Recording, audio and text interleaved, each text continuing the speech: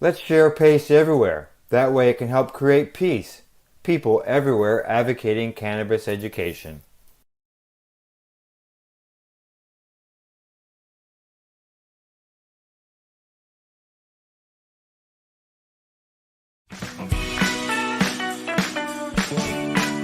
Hi, I'm Timmy. And I'm Mary Jane.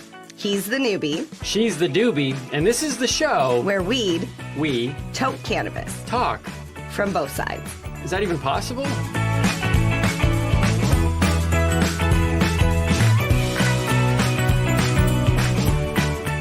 You're listening to the Pace Radio Network here at paceradio.net. The views expressed by the individuals during this broadcast are their own opinions, and they may not be the same as those of their group or other organizations they may be involved with. All medical advice during our broadcast is not a medical opinion and should be checked with your medical physician. Look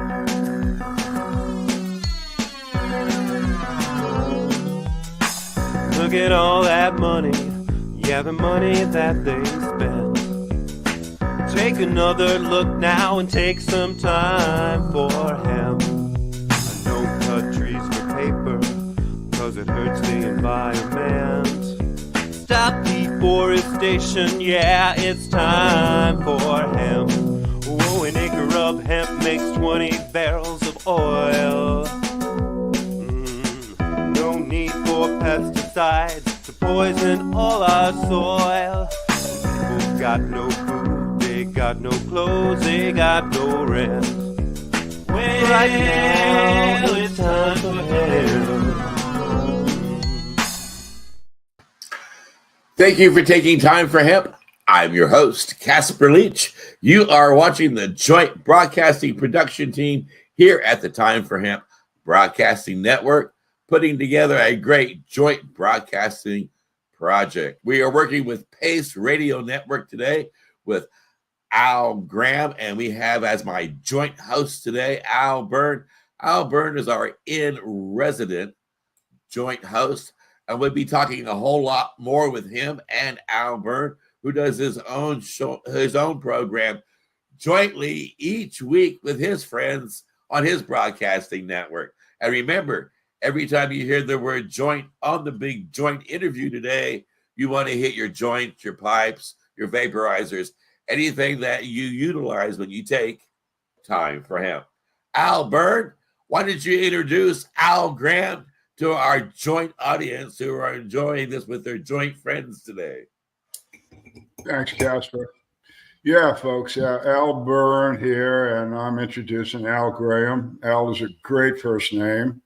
I've always enjoyed mine, and I always like meeting other Als. So Al Graham and I have talked before. I've actually had the pleasure of being interviewed by him on his Pace Radio show, which is, well, he'll tell us about it, but it's up in Canada Way. And so it gave me the opportunity to speak to some Canadians about medical cannabis, which is sort of my specialty, and veterans issues of any kind, and any veteran of any country.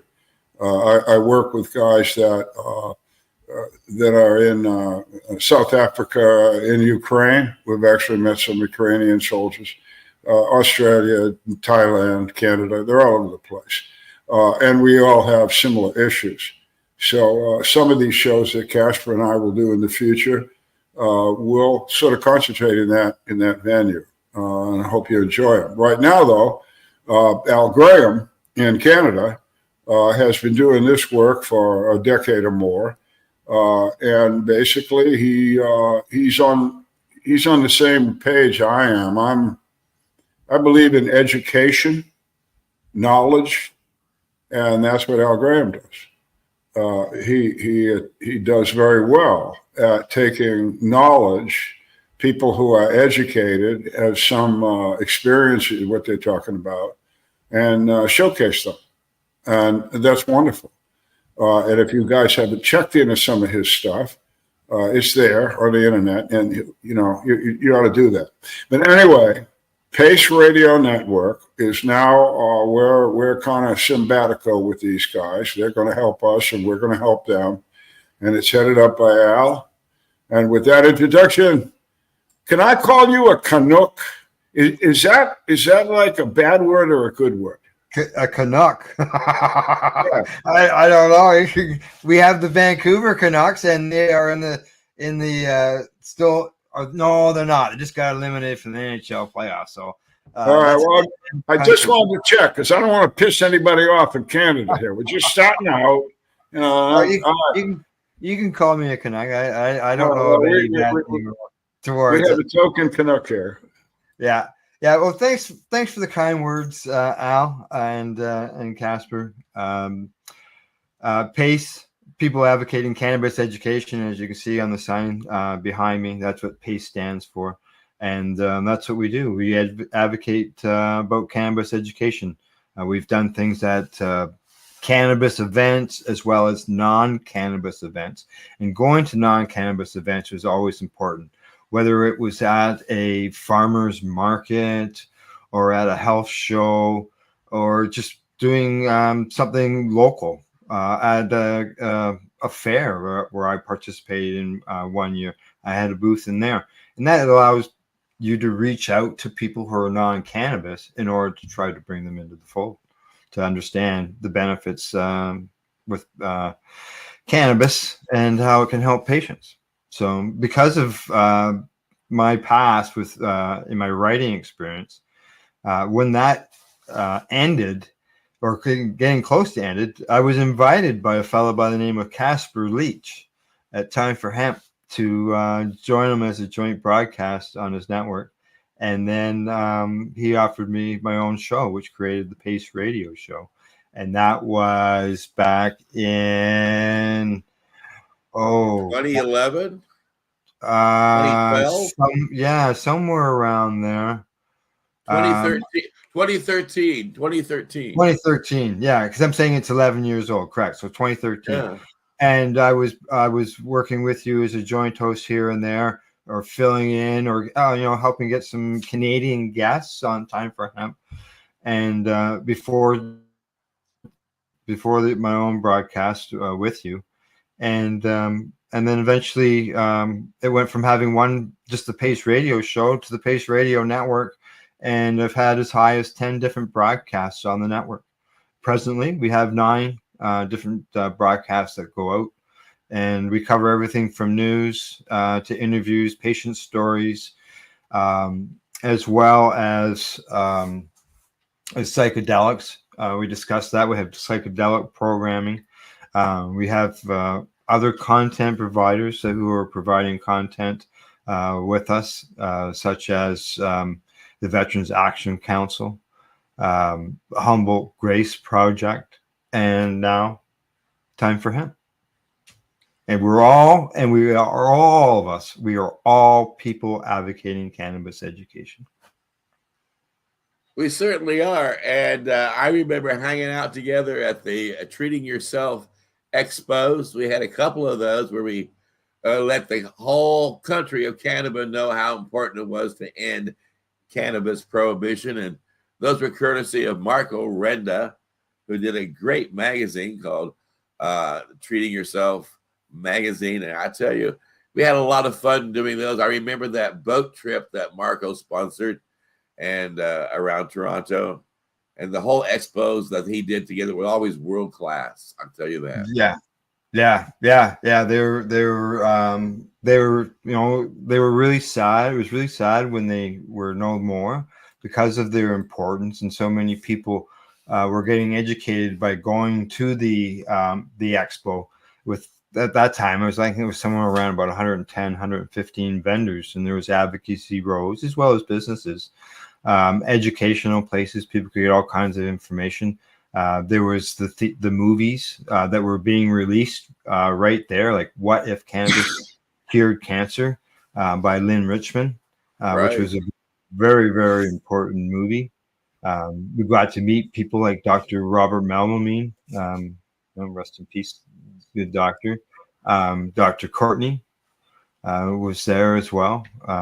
And people could get educated. And people came from other places, other countries from around the world in order to find out about cannabis. So Yeah. it was, It was amazing. Marco had a huge audience for his magazine.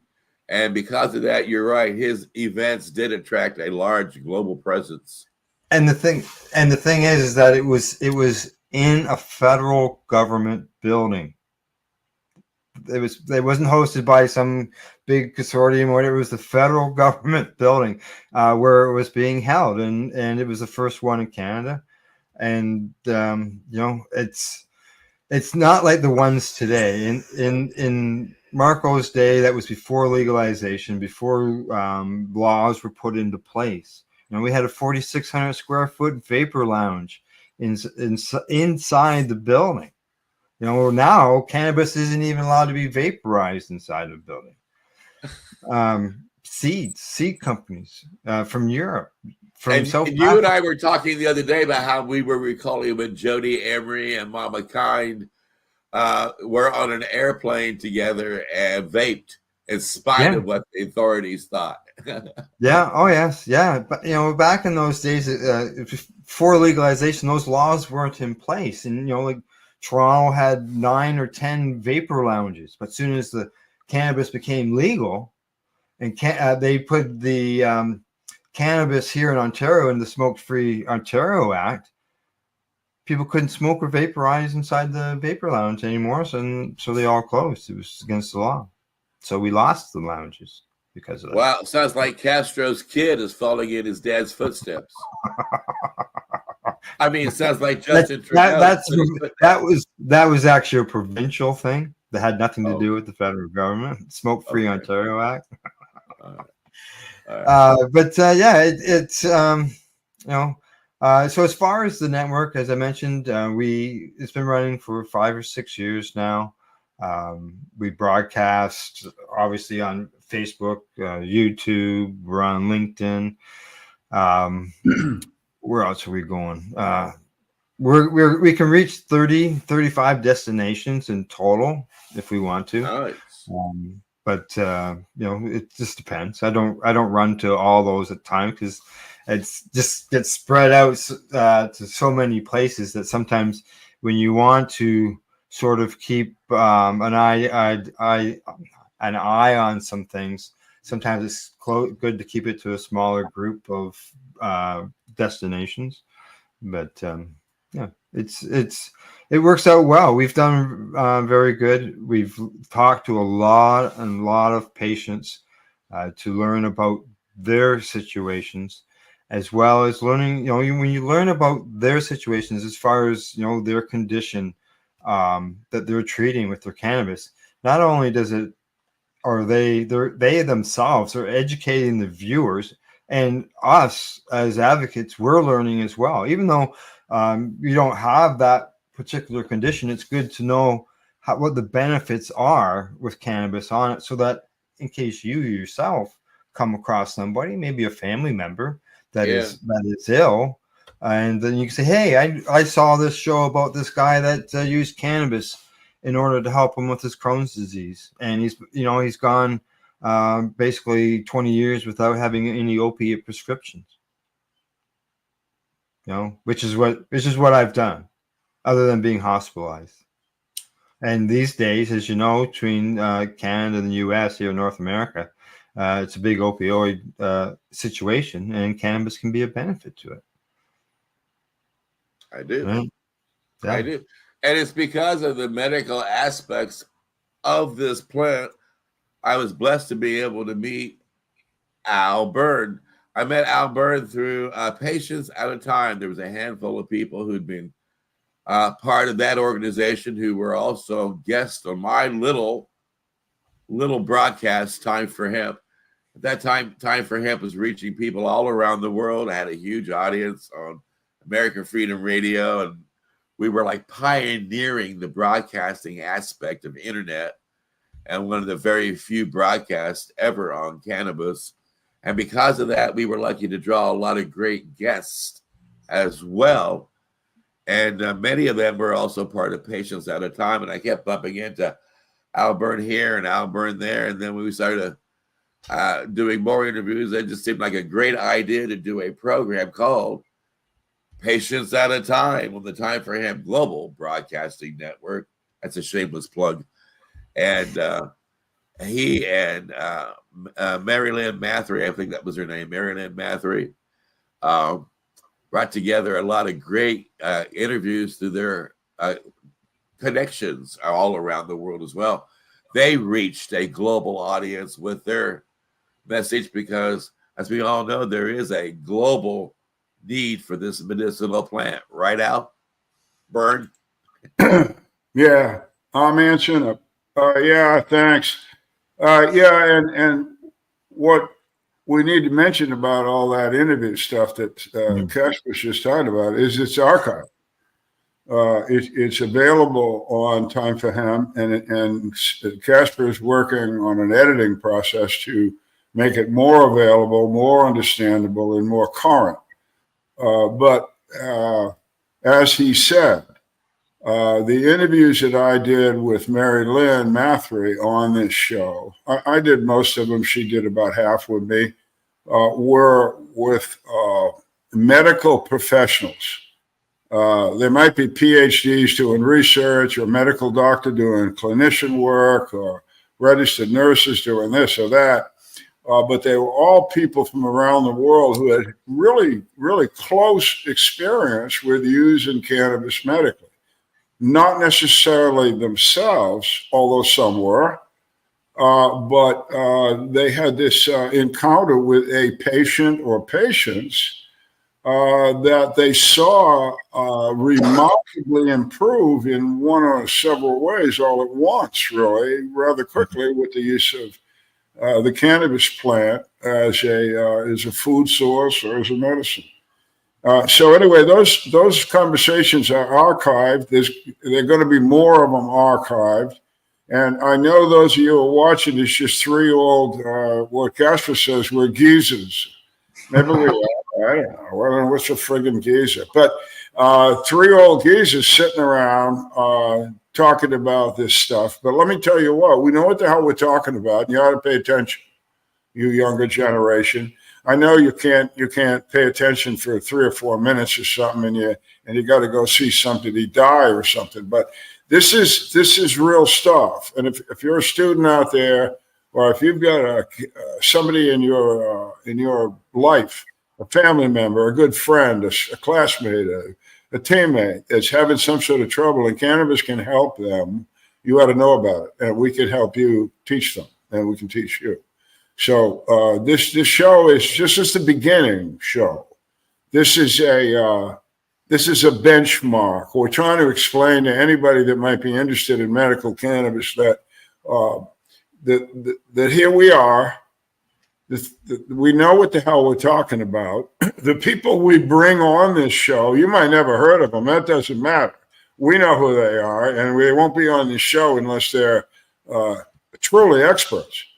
You won't be hearing us interviewing some kind of cop or a lawyer. Not that we're afraid of cops and lawyers, but they're not medical cannabis people. They're cops and lawyers. But I go on this, but think about wherever you live in Canada or the United States, the rules being made about medical use of cannabis, a plant, are being made by cops and lawyers. Oh, yeah. And So, a lot of them owned it. And out there as an audience, how many other medical decisions in your life have you ever been made by a cop or a lawyer? So this is kind of what this show is about. We're gonna take this conversation.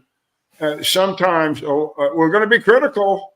Hey, we're going to be critical because criticism is necessary.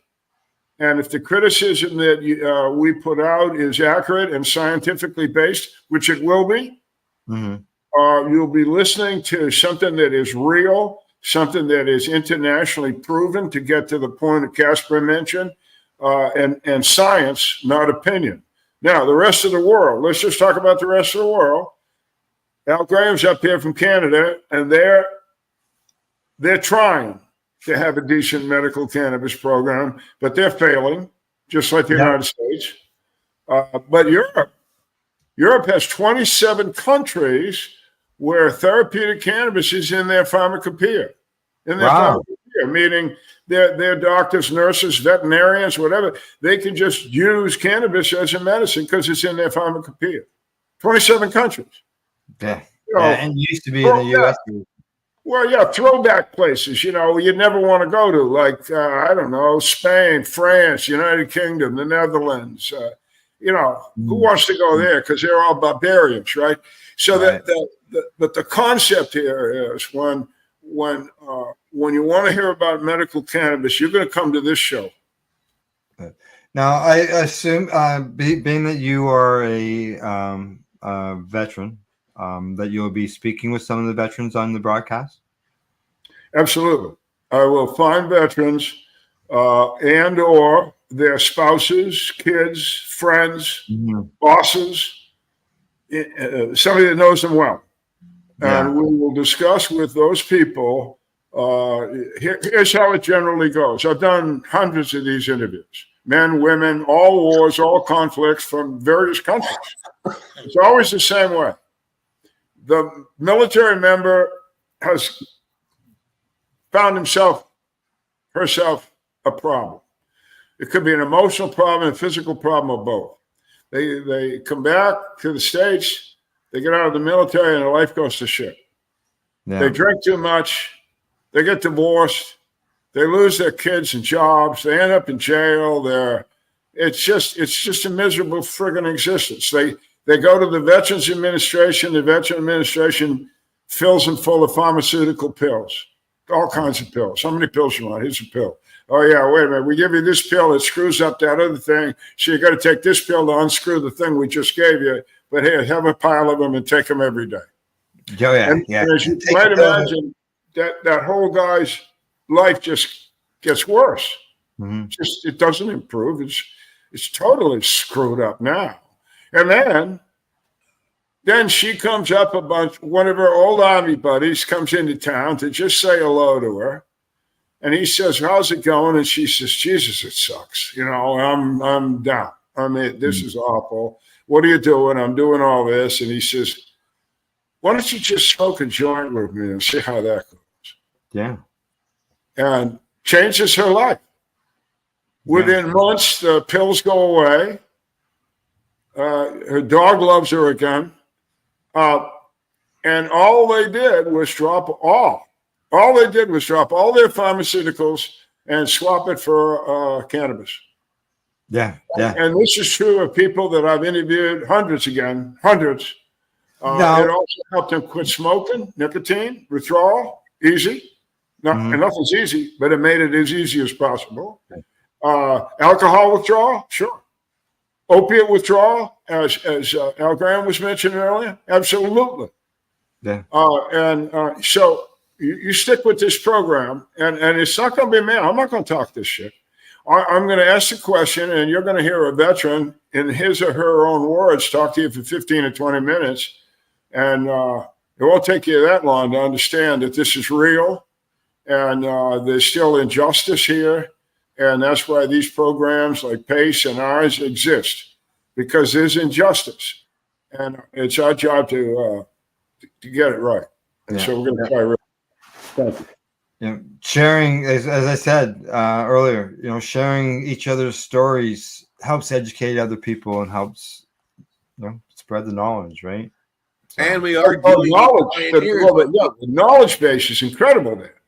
We are dealing with pioneers on this, because one of the things that really knocked my socks off too about Al Byrne and Patients Out of Time was when you went to their website, you could take classes on their website if you were a doctor or a lawyer and get accreditation for that class. And they also did a variety of seminars each year where they brought together speakers from around the world, doctors from around the world who would attend their seminars, right, Al? Yeah. Yes and no. We helped to form, and it's still in existence, the Medical Cannabis Institute.org. It's located out of Virginia. Doesn't really matter. It's an international medical site that has accredited online education for registered nurses, doctors, social workers, whatever, anybody that deals with the medical cannabis issue. And so these visual educational sessions, you pay for them. It's not free. But that doc, that nurse, that researcher gets their these folks have to have yearly. They have to upgrade their education, and they get credits for that. And it's only certain things they can do to get that kind of authority. And this is one of them. So yeah, and people can still do that today. If you're a registered nurse in Kenya, you can go on to these websites and take the course on medical cannabis and learn out about medical cannabis from Charlottesville, Virginia. The same thing is true at the University of California, San Francisco Hospital. They were actually the first to do that for us. What we did was to shorten it up. We would put on conferences, really, Casper, and they were accredited conferences. In other words, when I put on a conference for patients at a time, the American Medical Association and the American Nurses Association accredited my conference, meaning that nurses, doctors, social workers, PhDs, et cetera, that would come to that conference would get these yearly educational credits that they needed. Well, this was a hell of a step up. This is in a country at a time that said medical cannabis doesn't exist. Yeah. And I'm running conferences for the AMA and the ANA that are saying, yes, it does. Mm-hmm. And they still go on. And anyway, what we ended up doing was taking these conferences and basically taping them, recording them as we are with this program right now, and then putting them on the University of California's educational system, or this other one, the Medical Cannabis Institute educational system, and they go on today. And this is one of the ways that we internationally spread the news. Because again, when we put these up, a doctor in Australia, a nurse in Switzerland, doesn't matter. They could get on the internet and read about medical cannabis, learn about it, get it. So it's a hell of a breakthrough. Yeah, it's a hell of a breakthrough in the educational vacuum that existed, which doesn't exist now. What three of us are doing, to my audience here, is that there's not a vacuum there, but there's still a hell of a lot of misinformation, and there's still a lot of questions that need to be asked about the United States federal government policies and programs as they exist today, noting that the world understands this plant has incredibly good medicinal values. And here we have the leadership of the NATO and all that shit, the big deal in the United States. We can't figure that out. That's why we're still on and we're talking to folks.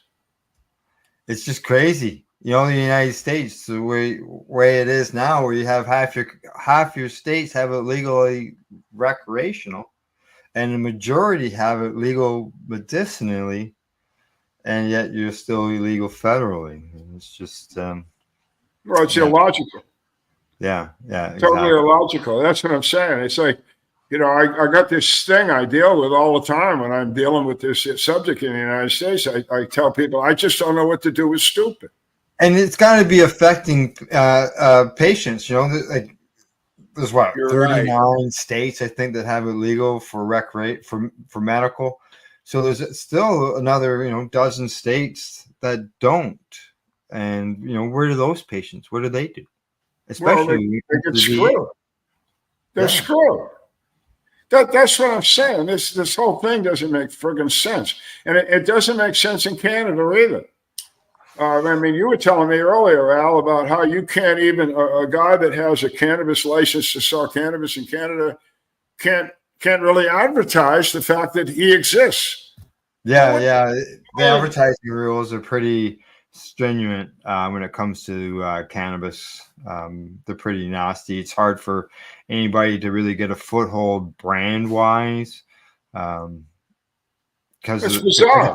yeah, they it's hard for them to even get involved in local community stuff. So, they have to try to find ways around it in order to be able to get some advertising, so people know where they are. They can't. They Yeah, I cannot- have, can't- all the TV. years that I've been doing this, like 40 or 45, I have no idea why I'm doing this. By that I mean this whole thing about how well this plant treats the world is staggering, and yet the vehemence, the dedication to dumbness is just beyond my comprehension. Yeah. And so I don't know. I did what I did, and I'm glad I did it. But damn, I don't know why. It seems like such an obvious question. We have a plant. It's a plant. It's not a drug. I mean, I don't even know the damn fucking politicians understand the difference. But anyway, it's a plant. And as far as I'm concerned, in Canada, in the United States, in Nigeria, wherever the hell you want to take it, this plant should be under the control of the Department of Agriculture. There's actually been that was questioned here in Canada just recently. Well, I mean, it's a plant. I don't know. I don't think. Yeah, exactly. It's a plant. It should be under agricultural, and not here. It's under Health Canada. Same in the United States. We have plants in the United States. You guys might figure we do, and every single one of them is under the regulation and the watchful eye of our agriculture people who really do a good job.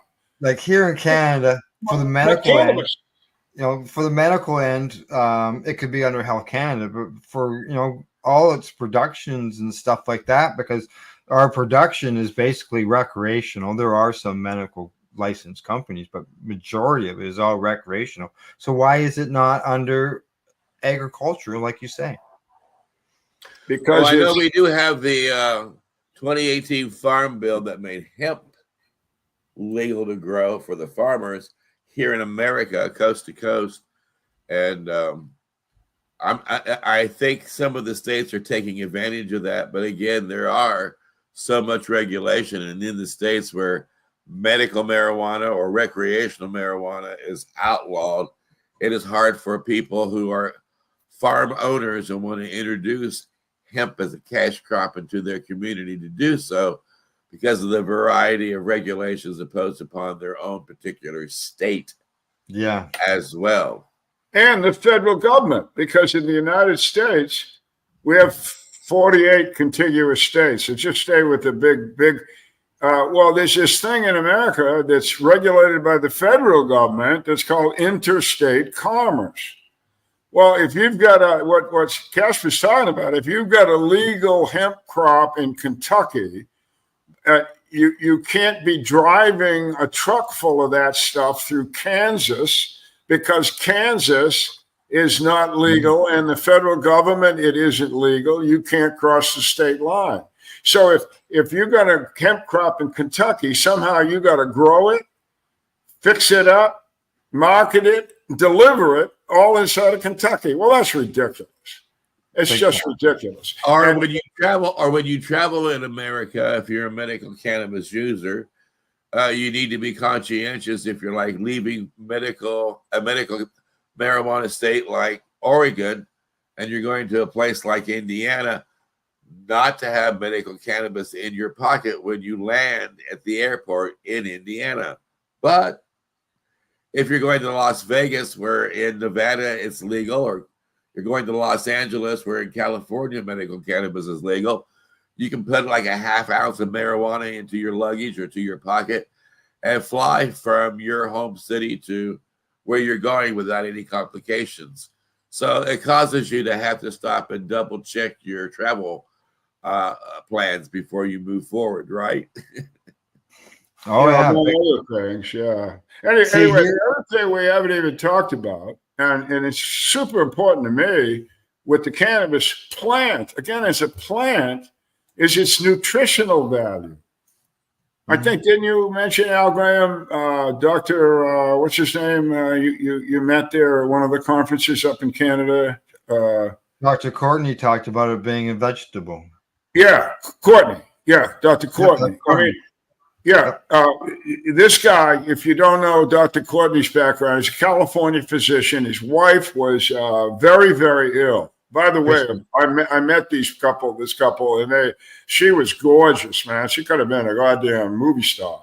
But anyway, her body deteriorated for no reason. A young, beautiful woman, a mother, and all that. He's a doctor. So he did all the doctor things. He went into all his doctor friends, and they stopped at nothing to try and figure out what was wrong with his wife.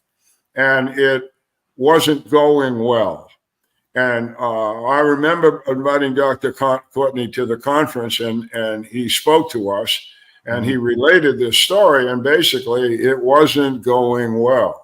But he knew about the potential of cannabis as a cancer killer and all of the above, but he didn't want his wife to have any kind of emotional discomfort with using a lot of cannabis, because he had decided he was going to basically really load her up with cannabinoids. So this may not be known to you all or apparent to you all, but the ability for cannabis to give you your high or your medical level of dose, that cannabis has to be burning. It has to be on fire. It has to be at 384 degrees or some shit like that. If you eat cannabis cold, the seed, the leaves, there is no such emotional response to your body at all. What there is in your body is this nutritional boost beyond belief of all the good stuff that human beings need. And that's just what his wife needed. And with the eating of cannabis leaves, juiced, if you will. The stuff tastes terrible if you've ever tried one. It's like, I don't want to eat this. But you put it in a blender with some ice and a banana or something, and it's too bad. And that's what they gave her. And her health went back to remarkable, her beauty returned. And that's Dr. Courtney. And these kinds of and that was just for eating cannabis leaves? The leaves. Juicing. She was juicing the leaves, yeah. I mean, that's wasn't even using the seed. Having to process it into a jelly bean, or not processing it into a brownie, or that's just taking it off the plant, dropping it into a blender and adding a banana and some ice, and it gives you that much health benefit. Yeah, and then there's the seed. The seed and the oil from that seed contains remarkable nutrition, let alone the leaves. Nobody really if you go to a movie theater in China, you go to a movie theater in the United States, if anybody goes to a movie theater anymore, you get a bucket of popcorn or jelly beans or something, whatever you want. In China, you get roasted hemp seeds. That's what you get when you get to a movie in China. Cool. This stuff is terrific food. Animals. I mean, I don't know how far we want to go today with these discussions, but you got this thing called an endocannabinoid system, and it's really important, and you probably never even heard of it. But the endocannabinoid system is a physiological system that exists in every living creature on Earth except insects. I'll say it again. Every living creature on Earth, you, your dog, your mother, the elephants, the eagles, the fish, every living creature on Earth. Well, this system is the mother of all systems for us. It runs everything. It runs our neural system. It runs our pulmonary system. It runs the immune system. It runs everything. And the best food to feed that system in a living creature is hemp seed oil. Oh, yes. Yeah. Very important. Very important. No doubt about that. Now, let's throw some questions at Casper. being that we haven't thrown any at him since we got started here. And, You're not going to ask me if I stop beating my dog now that I'm no longer an alcoholic, right? No. No. A little doggies by my feet. So, yeah. Well, No, but for you yourself, you've got years, a couple of decades, as you mentioned, of audio and archives and stuff. Over 3 freaking decades. My golly. Well, this is the first video that you've done for Time for Hemp since you had a mustache and curly hair. Pretty much. We did a 24-hour broadcast in 2020 on April 20th because of the world shutting down because of all the problems around the world.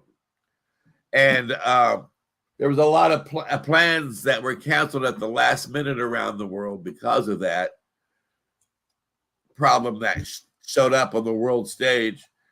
And a lot of members of the cannabis movement were rather annoyed that they couldn't get together and continue with their cannabis festivals and their cannabis symposiums and their cannabis.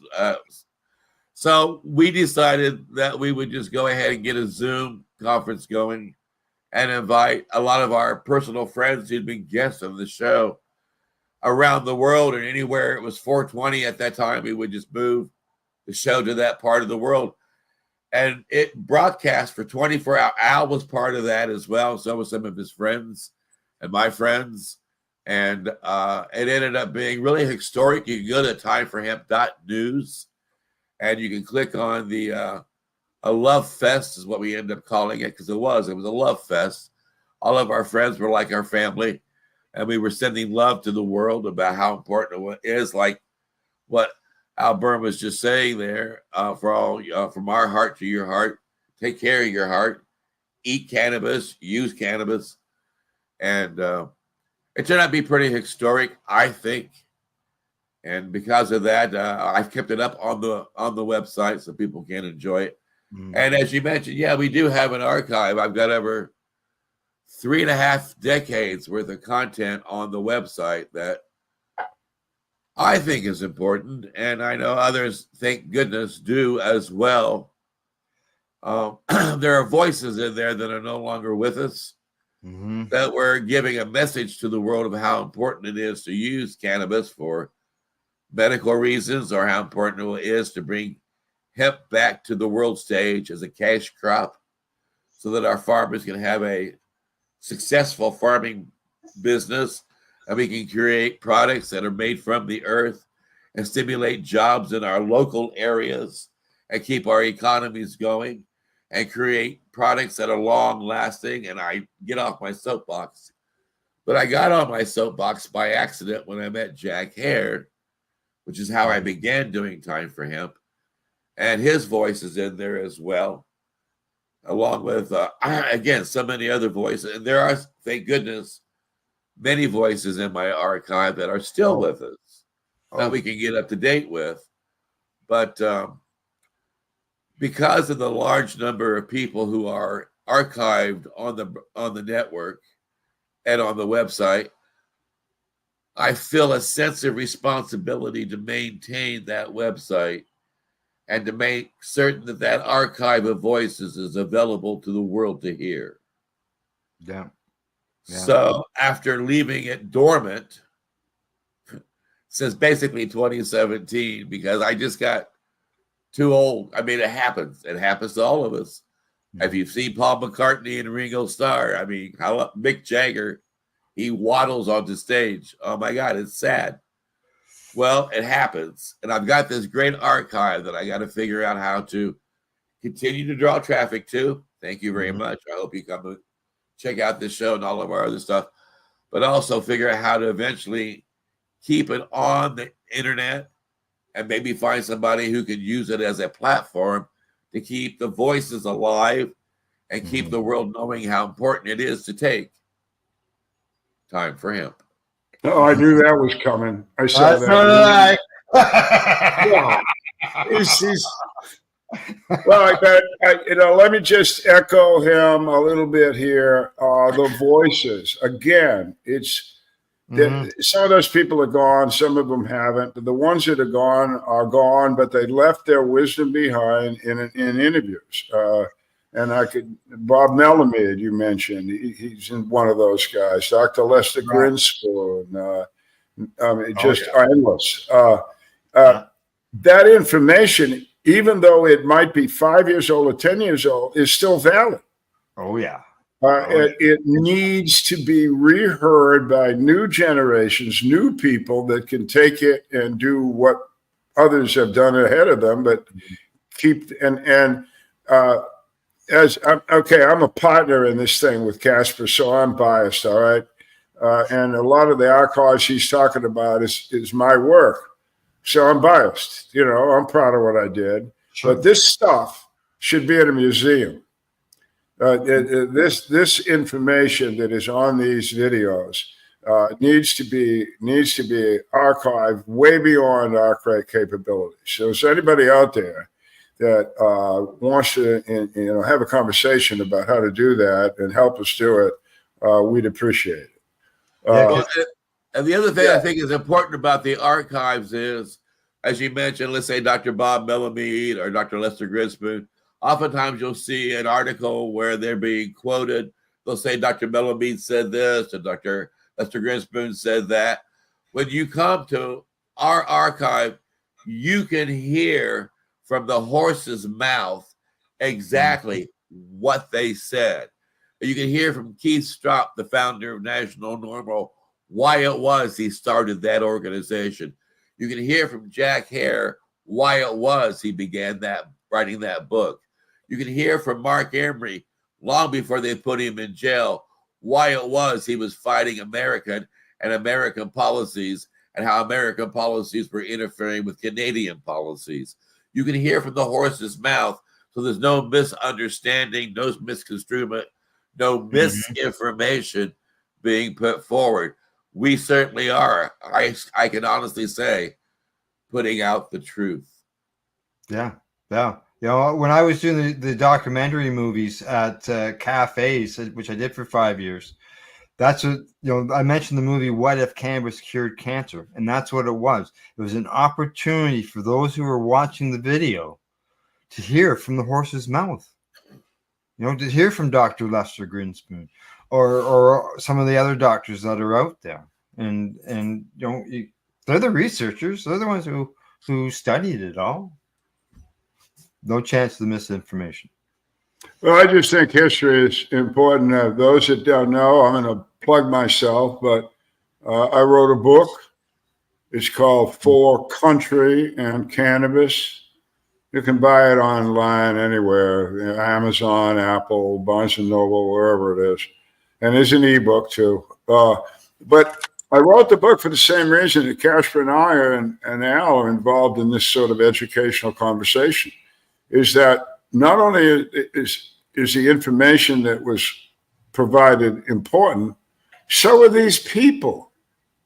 You go into Colorado and you go into a dispensary and you're a recreational user and you get a good quality product and you're happy with all of that happening. Well, somebody did that for you. It just didn't happen. And so the people that are on this Time for Hemp interview process and the people in my book For Country and Cannabis, they're the people that did it. And if you're involved in that business, if you're involved in the medical issue, if you're a doctor, a nurse, or a researcher, you need to know this stuff.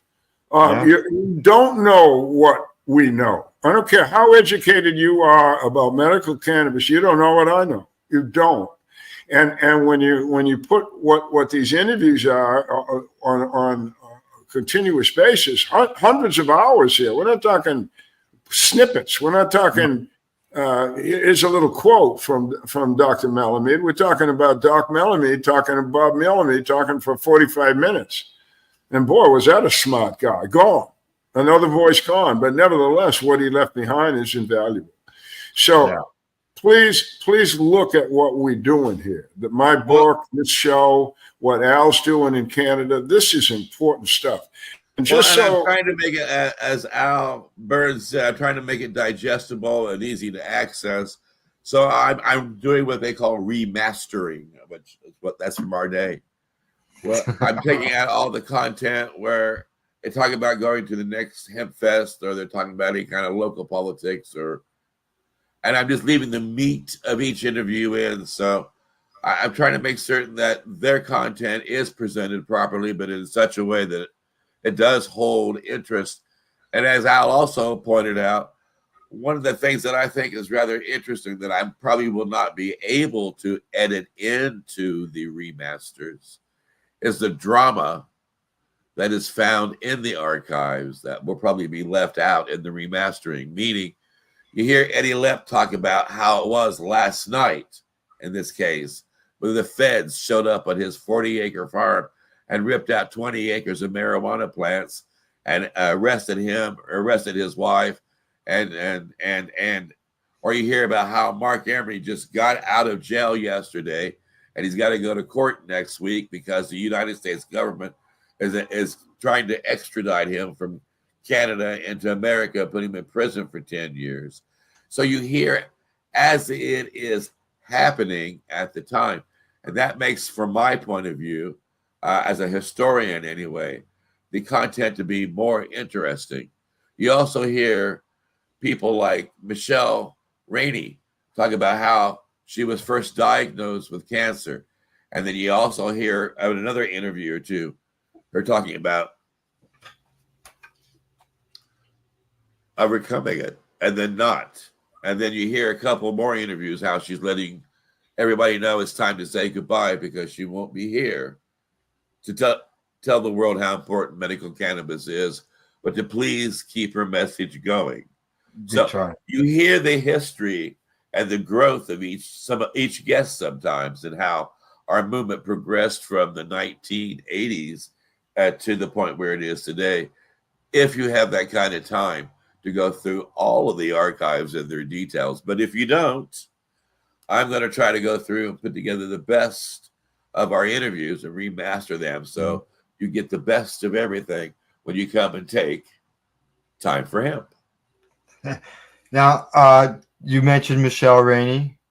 She's in our thoughts all the time, and she is watching. This is a caricature picture that was drawn of Michelle Rainey, and she sits right here beside it, and she's involved in every broadcast that I do here at Pace Radio Network. Pictures in the background. Well, that's why I named Patients at a Time, Patients at a Time. Yeah. Patients at a time. I mean, it's right there. It's a little phrase, but virtually all the patients except one that I formed that company with, that nonprofit, are dead. They ran out of time. They're patients that are, it's always left to the patients that are fighting and arguing, trying to get access to their medication, having to take, the government to court. And, patients they're not, working, making piles of money to be able to take governments or anybody to court. And, unfortunately here in Canada, that's where a lot of the change was made, was because of patients pushing the envelope to get change. Well, Allison Burden told me a couple of times that she honestly believed that Time for Hemp had the most medical cannabis patients on the broadcast than any other broadcasts out there. Yeah. Yeah. Oh, yeah, absolutely. Yeah. And I agree completely with you, Al. That's what I found when we started in the 80s and 90s and started doing the conferences. It was the testimony, if you will, of the patients that people paid attention to. They'd had the hype. They listened to the journalists. They know senators aren't worth the shit. But all of a sudden, here comes a young woman, an old man, a kid, and they say, I use cannabis, and everybody pays it. They believe them, and they should believe them. And that's another thing I'll just say, and you're going to hear this if you listen to us over the months. in the conversation in Canada and in the United States especially, you'll hear what we're talking about. We're talking about patients who are real people, had a real problem, used cannabis, and they got real relief. That's what we're talking about. All right, now, what the medical community calls that is a case study. They actually have a number for it. It's called an N of 1, N being the study, 1 being the patient. It's a study of one patient. Well, here in America, if you give that information to a high-priced, big-time journalist at CBS, or you want to talk to some representative or senator from your state, that becomes an anecdote. It's an anecdote. It's American language. You can call stuff by anything you want, but they call it an anecdote. I call it a case study, and more importantly, so does the medical community. So if the medical community is okay with it as a case study, and by the way, N of 1, and there's tens of thousands of those studies, it's hardly anecdotal. It's tens of thousands of studies of real people who have gotten real relief. That's why I kind of giggle, because when you call it a case study, it's like they've been doing case studies on cannabis since the beginning of time. It's the most studied plant on earth.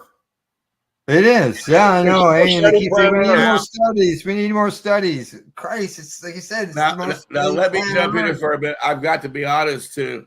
I honestly believe I was there at the birth of the medical cannabis movement. When I watched Jack Hare and Dennis Perrone argue with one another, when Jack Hare was working on the California hemp initiative, right? And Dennis showed up and said, "You're not going to win with that, Jack. Nobody cares about hemp products. They know about hemp products. What they have forgotten about is the medical aspect of it." And Jack said, "No, we need to make sure that people don't forget about the hemp products you can make." And Dennis said, "They're not going to listen to you about that." And Jack said, "Well, we need your support." And Dennis said, "I can't support that." And Jack said, "You have to. We're going to do this California hemp initiative." And Dennis said, "Well, I'm going to do Proposition P." And he went and did Proposition P because he told Jack the only way you would get this plant legalized is if you went medical and let go of the aspect of the hemp plant as a production source for paper, fiber, and fuel. And that really frosted Jack's buns. And because of that, there was a long, ongoing 32-year conversation between those two about medical cannabis and paper, fiber, fuel. Well, I got in the middle of both. I got in the middle of both of those guys in that time frame.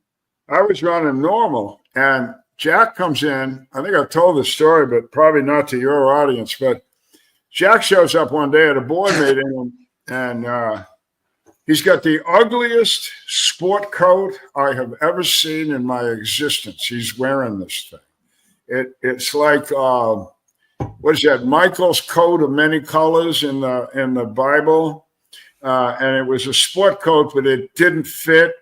It was the sleeves with different lengths. I mean, it was ridiculous, but it was made of hemp. And what Jack wanted from the board at Normal was he wanted the copyright to the word hemp. And for whatever reason, Normal had it. And so he came to the board meeting and he was talking hemp. And I'm talking to people and I'm saying, who is this guy? Who is this guy? Where's he from? Anyway, Jack and I became great friends. But then almost at the same time period, Dennis shows up and he says, "Al, I want you to," he's a vet. Well, both these guys are vets now. Jack Army and Dennis Air Force. And I'm Navy. So we talked that level. And Dennis shows up and he says, "Al, I want to get on the board. Put me on the board." I put him on the board. What he wanted was he got it. He wanted Normal to have its conference in San Francisco to help get him moving with Prop P. And we did that. One of the few times Normal ever went out of D.C. for a conference. We went there for Dennis, and true to his word, he told me, he said, "You put me on the board, I'll get what I want, I'm going to resign." And that's just what he did. But anyway, yeah, and those guys, by the way, loved each other. greatly respected each other, but they were both leaders and they were both correct. The people that were incorrect were the people at Normal, who I had to contend with, who were mainly the lawyer faction, almost always the lawyer faction, and they were absolutely riveted on legalization. This is it. We push legalization. That's what this organization does. I came in and I said, no, I like this guy, Jack. I like Dennis. I like what they're talking about. And from a military point of view, I looked at it and was like, well, wait a minute. If the feds are fighting Normal, and they were, and legalization, which was that's what they did, we'll give them a couple of other problems. We'll have a couple of other divisions out there in the field. We'll have this hemp thing. Now they got to fight the hemp thing, and we'll have the medical marijuana thing, which turned out to be medical cannabis. So those guys and I, we were simpatico. We loved each other, but we were all going in a kind of a different way, but we were all going there together, and it worked. And if you look at that history, we're going back to the mid 80s when all this started. But if you look at that history, we got hemp's a done deal here in the United States.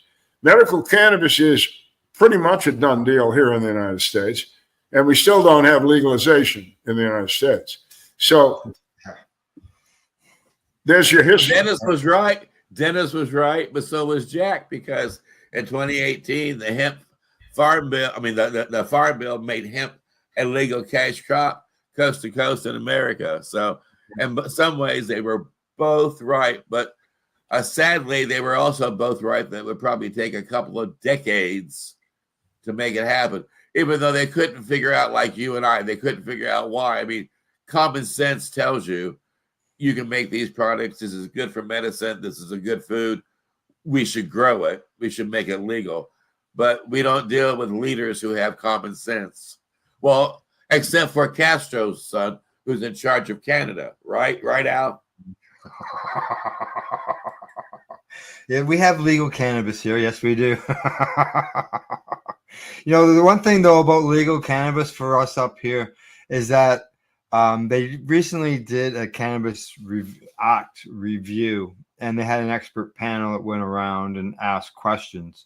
One of the questions at the time was question 5.2 that asked if people thought that a brick and mortar storefront could replace the medical program. So that would mean that patients would be going to the recreational store to be their only access for cannabis. Part of the problem there is, how do you deal with a young child who's using cannabis for epilepsy to deal with the seizures and that? A parent that would have to go in and purchase that cannabis for that child would be then subject to laws up to 14 years in prison for giving the child cannabis. Well, beyond that, no, that's, but in the end, the review. There's a hell of a difference between medical grade cannabis and cannabis.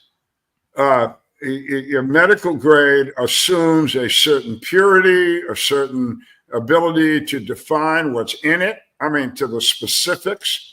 And if you're talking about giving medicine to a sick person or giving medicine to a child, you want that kind of scrutiny. Now, here in Canada, it's the same products. I understand, and that's wrong. That's what I'm saying. Exactly. There has to be in all of our countries a dual standard, one for recreational use.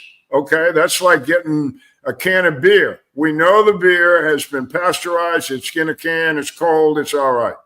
But then if I'm not going to buy my medical products out of my grocery store, and that should be the same thing for cannabis. There's a way for the general public to have a good, pure, licensed product sold in a brick and mortar or wherever. But there's also that medical need for a much higher standard quality product. See, our medical patients cannot go into a medical store to get medical cannabis. There's only one store in Canada that is a medical cannabis store where patients can do that, where it's legal.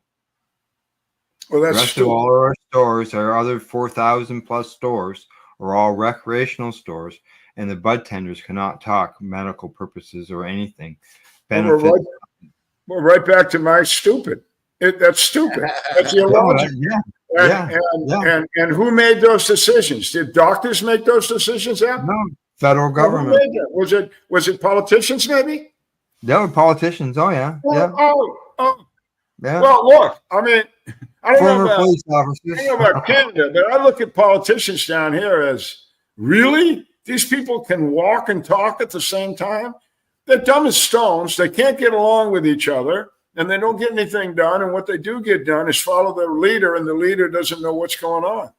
So, there you go. There's your medical cannabis program in both countries, right there, run by people that are idiots. Except for that one genius, Dr. Fauci. And Dr. Fauci taught us all one thing. It just takes one prick, boom, to rob your freedom. Well, we can't go there now. We're talking about cannabis, let's not go there. This is all right. That's this is why Casper think has a co-host. There is. And I say no, Casper, no. Now there is one aspect of our medical program that you do like, and that is the fact that our veterans have access to medical cannabis, and that the government will cover 3 grams. They used to cover 10 grams, but now they cover 3 grams, and the patients have to apply to go higher than that. But our program will pay 3 grams a day for veterans. It's free. It's free, and it's delivered. Yeah, and I'm as a veteran in the United States, I applaud that. I wish they didn't have that. I mean, 3 grams is pretty good, but it could be better. But as you say, they're going to apply for that.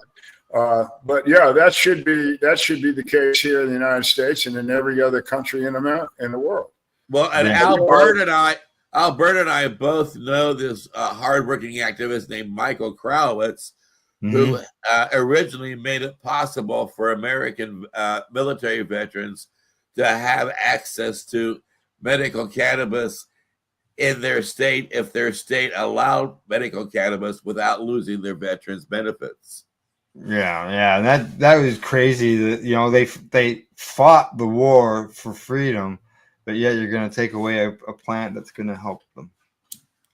Well, that would be one of my major conversation pieces on when I talk about veterans on Time for Hemp, will be the inequality of veteran treatment in the United States concerning cannabis as a medicine.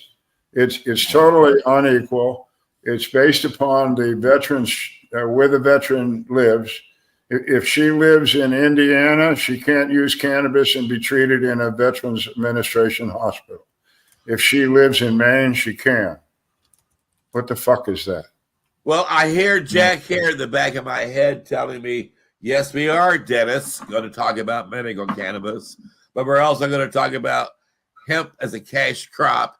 And we will also be having people who do make hemp foods and who will have companies that make hemp clothing. And we will have an occasional lawyer or two who defends people who've been arrested for using medical cannabis. One of the things that I did on the Time for Hemp broadcast, what I was doing it 5 days a week, was have a gentleman on every Wednesday, and we called it Leap Day. It was the law enforcement against prohibition. And we had Peter Chris on, who was the founder of the law enforcement against hemp cannabis prohibition. And we would bring on people from his organization, and we had like chiefs of police who got tired of being called out to arrest medical cannabis patients or even marijuana users when there was real crime. We had lawyers on who were lobbying for new laws in Congress and the Senate, or who were defending people who were up against many years of imprisonment for utilizing this plant. And we also had people who created great products and who opened new dispensaries and did a variety of other aspects as well. So we will be focusing on medical cannabis. That is absolutely true. But I did get involved into this movement because of Jack Hare, who said we cannot afford a budget for advertising. We got the Partnership for a Drug-Free America, trying to make sure our message is not heard. Can you help? And I went down to community cable, where when it's released, it becomes public domain. I put together this little broadcast called Time for Hemp that allowed us to use some of that content in our advertising, and also gave me a 35-year career or more working as a hemp activist, letting everybody know how important it is to take time for hemp. And with that, let's thank Al Graham for being our guest. Thank you. Again, Al, it's always a pleasure to talk. We'll be doing more of it in the future. Yes. And I just want you to know that I'm working with a group, 6 different vet podcasts here in the United States, different guys in different parts of the country. And they all want to join on with Pace and us as well. So we'll be talking about that pretty soon too. Yeah. Okay, good. Yes, we'll have to get together and discuss that. That's for sure. Oh, we will. Yeah. Yeah. It's all about people advocating cannabis education. That's what we're all doing. Yep. Right. It has been fun to do this broadcast. I tell you, the first one since 2017. Back then, it was just audio, because it's true. I know Gatewood Galbraith used to tell me that I had a face for radio, and I believe it the older I get. But, you know, I'm going to be in your face about telling the truth about how important it is to make medical cannabis available to everybody who needs it, how important it is to make this wonderful plant a cash crop, everybody who wants to be able to grow it and create products from it and make fuel from it and food from it. And, well, I'll get on my soapbox on the next segment. But this has been the first broadcast, and we're going to do what we can, of course, like all other broadcasting as we move along. We're going to try to grow, be better at production, and do more pops and whistles with our special effects. But right now, it's just the 3 of us saying to the whole world around us, please let everybody know how important it is to take time for him. Time for him.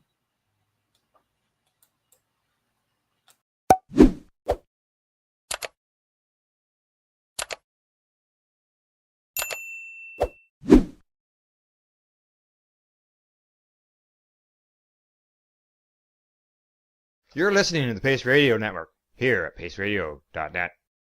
The opinions of the individuals during this broadcast are their own, and may not be the opinions of their group or other organizations they may be involved with. All medical advice during our broadcast is not a medical opinion and should be checked with your medical physician.